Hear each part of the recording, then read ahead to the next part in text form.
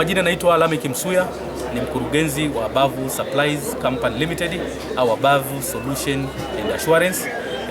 Sisi ni wasambazaji na wa vifaa mbalimbali vinavyotumika kwenye uchimbaji wa madini katika ngazi zote, migodi ya kawaida mpaka migodi mikubwa. Kwa sasa hivi tayari tuna ofisi za kikanda na tuna ofisi main, ambapo tuna ofisi main ya kwetu inapatikana Nyamongo, Tarime, lakini pia tuna ofisi zingine ambazo zinapatikana Capri Point Mwanza, ambao ni nearby Mwanza International, lakini pia tuna ofisi zingine ambazo zinapatikana Mikocheni B, Dar es Salaam, jengo la CNG Plaza, lakini pia tuna ofisi nyingine China ambazo ziko Shenzhen, building number 231 industrial area, lakini pia tuna ofisi zingine ambazo ziko South Africa ambazo ni 5 King George Street ambazo ziko Cape Town.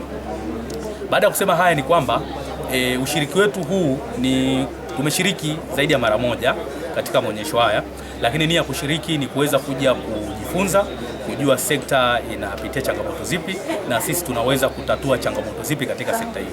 Kwa hiyo tumefurahi sana kuweza kuja kujumuika na wadau wengine ambao wamekuja kushiriki katika maonyesho haya. Kwa kweli ni maonyesho ambayo yanamuonyesha mfanyabiashara wa Kitanzania ambaye anajihusisha na sekta ya madini ni kwa namna gani anaweza kawa moja kwa moja au akajiunganisha na sekta au akakutana na watu wanaotoka upande wa wizara au upande wa tume ya madini na wadau wengine ambao wanatusapoti katika biashara hii ya kusupply hususan kwenye upande wa madini. Lakini mengine ambayo tumeweza kujifunza mpaka sasa hivi ni kwamba tumeweza kuona ni kwa namna gani sekta hii ya madini ilivyo Tanzania, ilivyo Ghana na ilivyo upande wa South Africa. Kwa hiyo kwa upande wa South Africa tumeona wamepiga hatua zipi, lakini kwa upande wa Ghana nao wapiga hatua zipi, lakini ni kwa namna ipi ambayo tunaweza tukaunganisha nguvu sasa kutokea Tanzania tukaweza kusupply South Africa na kutokea Tanzania tukaweza kusupply kwenye migodi ya Ghana, kwa sababu mahitaji ya migodi hii kwa kiasi kikubwa yote inafanana. Vifaa tunavyo supply hapa ndivyo ambavyo vinatumika kwenye migodi mingine iliyokuwa nje ya Tanzania na iliyokuwa pia nje ya Afrika.